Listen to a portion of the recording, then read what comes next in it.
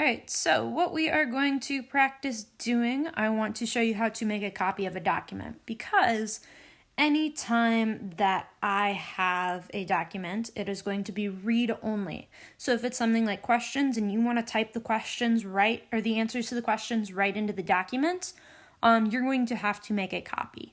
So on an iPad, how you do that is you press the 3 dots in the upper right-hand corner, and on those dots, this pop-up comes up, you're going to click Share and Export. Under Share and Export, one of the options is Make a Copy. Click on that. It'll say Making a Copy. And ta-da! It has made a copy. And now instead of being 7 Habits Final Reflection Document, I am copy of 7 Habits Final Reflection Document.